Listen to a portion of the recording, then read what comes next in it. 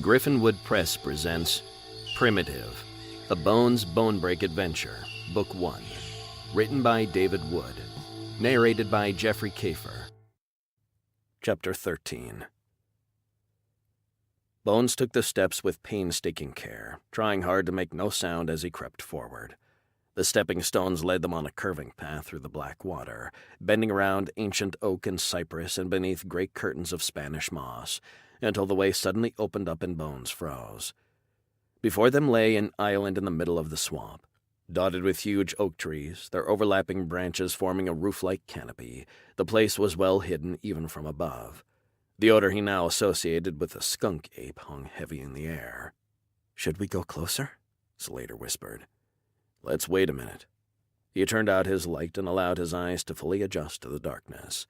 The largest oak at the center of the island was hollowed out at the base, cave-like. As he watched, he saw something move there. Slater grabbed his wrist and squeezed. She saw it, too. Something emerged from the darkness out into the moonlight. Its shape was vaguely human, with cords of muscles knotting its broad shoulders, short neck, and powerful arms and legs. A thatch of thick hair hung down to its shoulders, but otherwise it had little more body hair than in adult Homo sapiens. Its brow jutted out on a prominent ridge, shading eyes that were mere pools of black in the dim light. "Oh, my God." Slater's faint voice scarcely reached his ear. "It really is a primitive human. But what kind is it? Neanderthal? Cro-Magnon? Something else?" "I don't know. It's not exactly my area of expertise." Slater continued to grip his wrist. "But humans didn't come to the Americas until late in history. They were Paleo-Indians, not primitive hominids." "I guess that theory needs revising. Trust me, it's far from the strangest thing I've ever learned." Bones continued to gaze at the creature, mesmerized by its presence, by its very reality. The thing walked hunched over, sometimes scurrying on all fours, other times loping along on two legs as it moved back and forth along the waterline. Finally, it picked up a long pointed stick and returned to the edge of the water. A faint sliver of silver light shone on its face, and Bones finally got a good look at it. "I think it's young. No facial hair, not a lot of body hair either." It squatted there, its prominent jaw working as it gazed intently at the water. Slowly it raised the sharpened stick. "What's it doing?" Slater asked. In a flash it brought the stick down, and drew it back to reveal a skewered fish flopping at the end. "Fishing?" Bones grinned and turned towards Slater. "What are you doing?"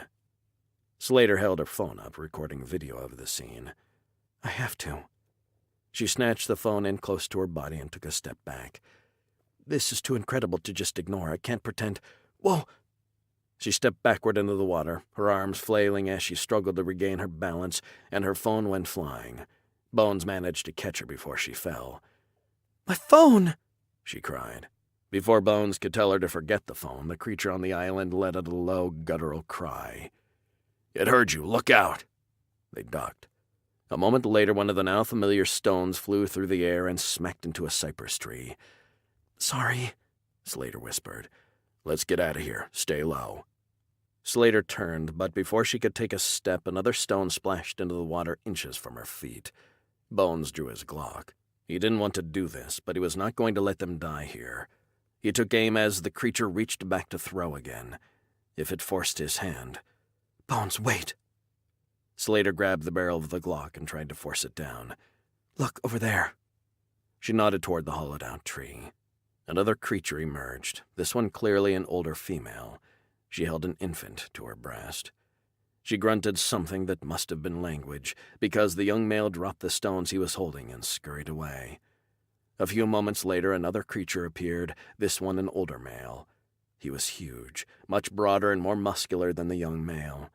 The footprints they had found must have been his. He reached the female's side and put an arm around her. The intimacy, the humanness of the moment took Bones's breath away. He holstered his pistol and rose to his feet. The two creatures met his gaze, and he thought he saw sadness and resignation there.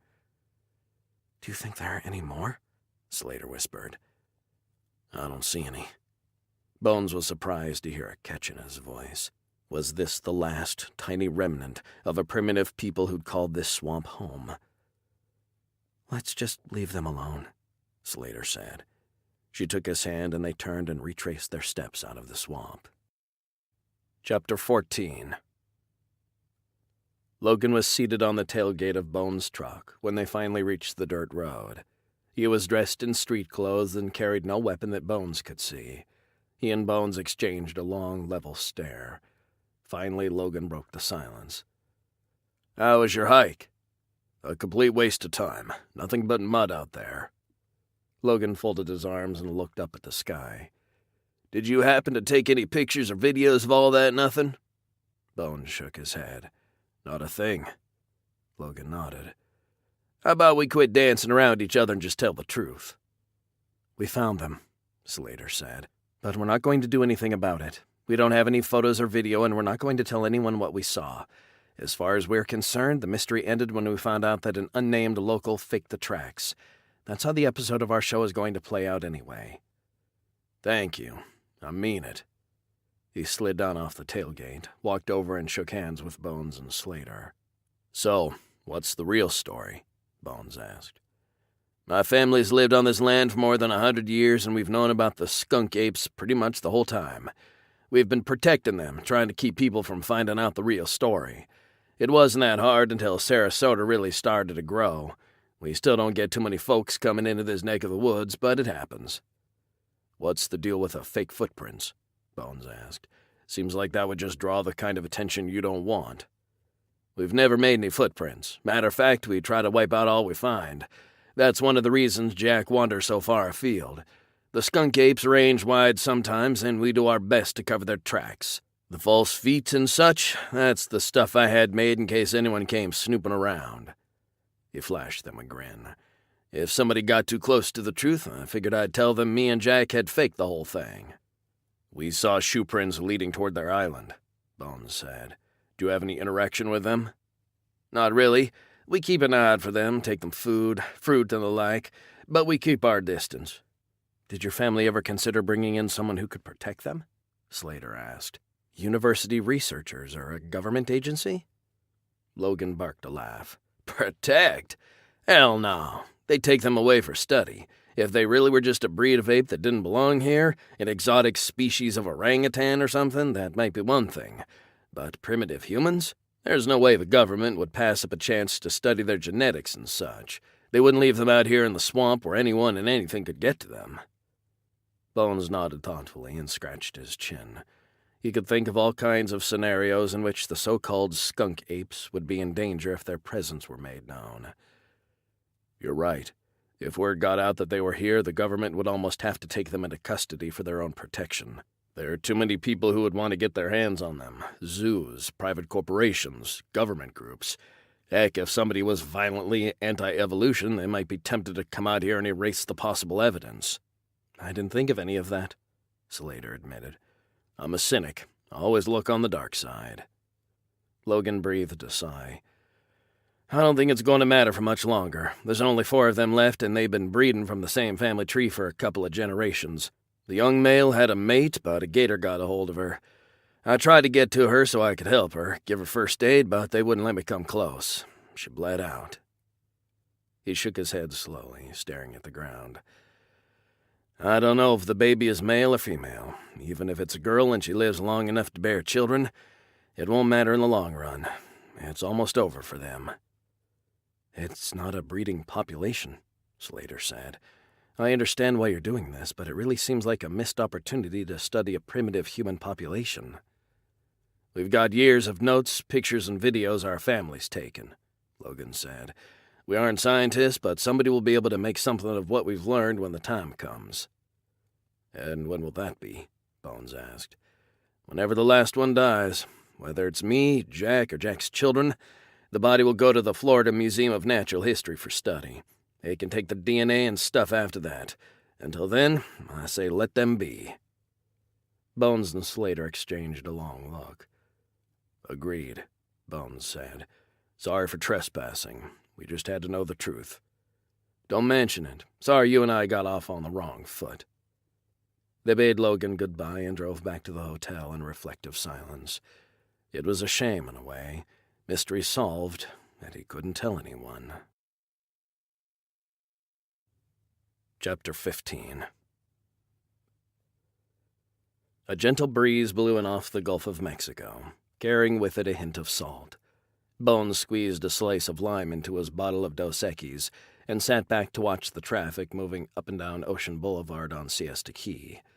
A few stray vehicles cruised the street, slowing to check out the girls in shorts and bikini tops walking along the thoroughfare. Bicycles and a few Segways zipped along. From his perch on the blue-painted deck of the Siesta Key oyster bar, it seemed to him a perfect day at the beach. "I freaking love Siesta Key," Bones said, as he winked at a tall redhead who grinned shyly up at him as he passed. "I might move here someday, when I'm too old to handle Key West." "I just wish it wasn't so hot." Dave frowned up at the yellow landshark umbrella above their table, as if offended by the insufficiency of the shade it provided. "It's Florida, the beach. If you're hot, take off your shirt," Bones said. "That's how it's done down here." "Please leave your shirt on," Carly said. She took a sip of her margarita and gazed into the distance. "What's up with you, chick? Didn't get enough sleep last night?" "I'm just disappointed. When we talked to Gambles, I let myself get excited. I was so sure we were going to find something definite about the skunk ape. Instead, we uncovered a hoax." Bones nodded but didn't comment. He and Slater had decided not to let the others in on their discovery of the previous night. "Sometimes that's the way things go," Slater said. "In fact, that's usually how it goes. You should know that by now." "I do," she said. "I just thought this time would be different." "It'll make for an interesting episode." Dave absently ran his finger through the beads of condensation on his bottle of Budweiser. "Usually shows like ours find a few lame-ass clues, exaggerate them, and end the episode without anything definitive. At least we got to the bottom of the mystery. That's something." He closed his eyes and rubbed the bottle against the back of his neck. "Ah, that feels good." "Seriously, dude, it's not that hot." Bones shook his head and took another drink. "And there's the pirate ship," Dave said. "Depending on how much footage we use from it, we could make the episode a two-parter. Heck, we could go back and investigate the ship even more. That would make a great episode." "Speaking of the ship," Slater said, "I've done some checking. The good news is it's on public land." Carly's eyes lit up. "So that means the state might give us a cut?" "The state might give the show a cut." Slater let the statement hang in the humid air while she finished off her IPA and motioned for another one. "I made a few calls this morning. Nothing's final, but everyone I spoke to said the producers claim ownership of all discoveries." They all fell silent, contemplating this bit of news. "Damn," Dave finally said. "I was this close to being rich." He held his thumb and forefinger an inch apart. "I just wanted to get LASIK," Carly said glumly. "I'm sick of these contacts." Bones decided the time had come to spill the beans. "I can't make you rich, but I think you'll be able to afford your eye surgery." Triple frowns bored into him, and he dismissed them with a laugh and a wave. "Check this out." He reached under the table and hefted the backpack he'd worn the previous day. It made a heavy thump when he sat it down, causing the others to flinch. "I don't need to tell you, this is just between us." He unzipped the pack just enough for them to see what lay inside. 4 gold bars and a handful of Spanish coins. "You stole that stuff?" Dave's whispered question conveyed a heap of admiration and no criticism. "I snagged it before we left the cargo hold. The way I see it, it doesn't really belong to anyone. There's still a whole mess of treasure for the government and your producers to fight over. Millions upon millions worth, and they'll never know this little bit was gone." "I have to say I'm surprised and a little uncomfortable," Slater said. "I get that. I had a misspent youth, and even though I've been straight for a long time, I sometimes stray off the path. You guys can't tell me you couldn't use a little cash." "I could." Slater spoke deliberately. "But what am I going to do with coins in a gold bar? I can't put them in the bank or even let anyone know I have them." "Relax. I've been a treasure hunter since I left the service. I know a guy. Hell, I know several guys." That broke the tension. "Cheers," Dave proclaimed, raising his bottle. They all clinked glasses and laughed. "Drink up," Bones said. "Next round is on me." This has been Primitive, a Bones Bonebrake adventure, Book 1, written by David Wood, narrated by Jeffrey Kafer. Copyright 2015 by David Wood. Production copyright 2016 by Griffinwood Press.